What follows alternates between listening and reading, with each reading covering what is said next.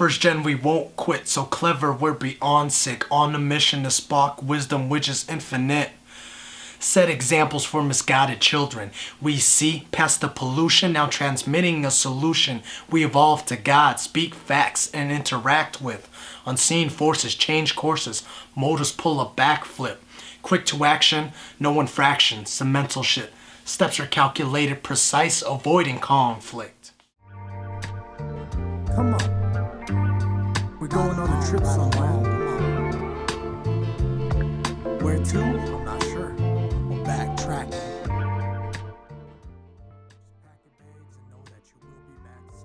Alright, so what's your name?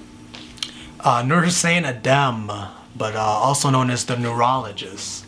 You'll hear that name quite a few times on the album, man. Alright, and what's the term first gen? First gen. What's that state of mind? Yeah. Well, first gen is short for first generation and actually explains a group of youth and adults who are first generation immigrants to America. And actually can be to any country, any foreign country. But me and about 10 group of friends, we came up with this term, first generation, first gen, and we kind of coined it as our group name. But now we're trying to kind of expand it out and really let people know that it can be any first generation kids out there that may have a little conflict between with their identity as far as being American and being a foreign person, and just kind of battling between the two sides. So that's kind of where that name came from, that term, I guess. So is that part of your background a little bit? Yeah. See, I'll start out way back when. I was born in Khartoum, Sudan, country in East Africa, and came to the States when I was about 3 years old. My parents moved as refugees. They moved due to wartime, and we've been here ever since. It's been about 20 years in America now. Originally moved to Houston, Texas. Now we've been in Sioux Falls for about 15 years. So that's kind of the background of where I came from, and we call ourselves first generation. And why did you decide to make an album out of that concept? Well, I've always been a fan of hip hop in general. Really just the authentic, raw version of hip hop. Mostly music from the 80s, late 80s and early 90s, mid 90s as well. And I just really like the storytelling aspect and really how they just tell stories about what they do on a daily basis, and it's not really made up stories for the most part. But as everyone knows, hip hop and a lot of other genres have shifted as far as the authenticity of it. So basically, I just felt like why not? I love the music. Might as well just go for it and make an album. I've been writing poetry for about 10 years now, and just thought, why not try it? Yeah. So is that kind of the state of hip hop? You mentioned a little bit of the authenticity. Like, what's your opinion on all that then to now? Do you mean that more musically or lyrically? A little bit of both, actually. When it comes to hip hop, it's more lyrically than anything, because if you go back to the history of hip hop, the 5 pillars or the 5 parts of hip hop is MCing, DJing, breakdancing, graffiti art, and I forget the 5th one. I'll have to ask KRS-One on that one. But MCing is probably the most popular form of hip hop, and ever since about the mid 90s, the lyrics have really been dumbed down, and I think that's due to more of the commercialization of hip hop and just people wanting to make money instead of wanting to make good records. So I think hip hop is taking a turn. I think music in general is taking a turn. It's really making a comeback as far as lyrically and musically, I feel, and I'm just trying to be a part of it, man. So musical and non-musical then, who are your influences then? This Uh, in life. I kind of mentioned it in the album actually in a couple of the tracks, but just off the top of the head, Nas is a huge one. You can hear a lot of his influences throughout the album. His lyricism, just the way he carries himself, what he believes in, is really an inspiration to me.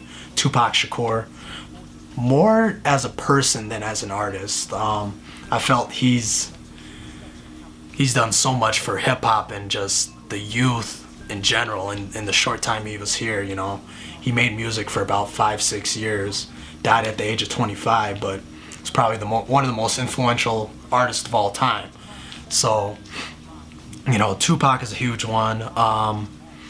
If I can think of some others, a little more recent artists like Mos Def, Talib Kweli, they show you what true artistry is, and I really enjoy what they have to say. Michael Jackson is probably my hugest musical influence, mainly because that's he's the first guy I heard when I came to America, and just his whole stage presence and the way he performs, I feel just it puts him above, the rest really. So just off the top of my head, those are pretty much it.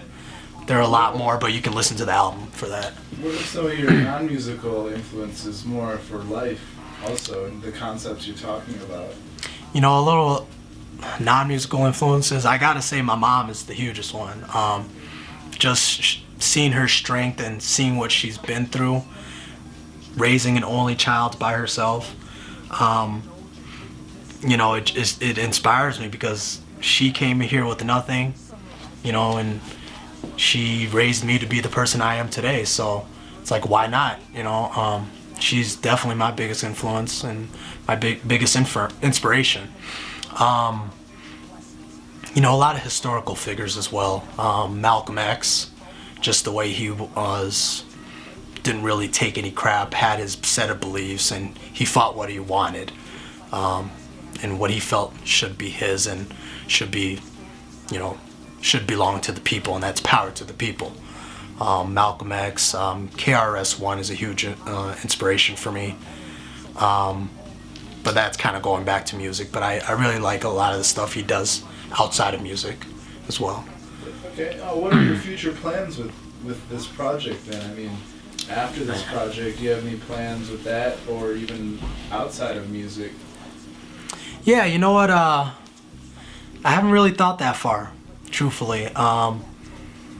This is my first project I've ever worked on. It's been a blast working on it. But I don't really have anything planned as far as going forward. If I feel that I have more in me and I want to make another album, I'll do it. But right now I'm just living in the moment and just trying to get this one out there. Do you have any plans then, instead of musically, do you have any plans, that you want to do with your life? Basically, I really just want to help out the youth in general, man. Any way I can. I'm currently coaching a basketball team, 6th grade basketball team for the YMCA League.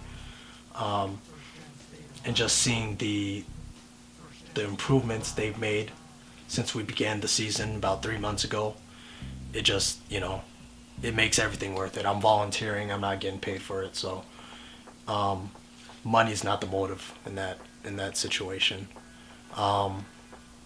So yeah, like I said, man, just keep helping the children, keep helping anyone who's needy with what I know best. And what I know best is, good music, health, exercise, how to love people, and just go from there. So what would your message be to the listeners from the youth and everybody you're trying to grab? My main message would be to do what you want and do it your own way. But make sure you take care of yourself and your family first. Without your personal health and your family's health, nothing will be worth it. Any monetary, any cars, houses, whatever you gain, it won't be worth it because you won't have people to share it with.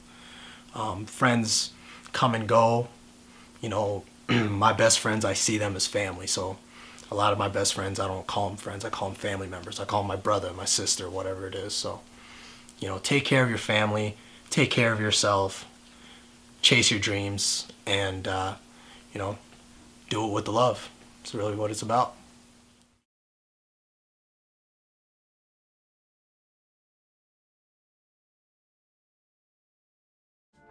Where you going? First gen on a mission to protect.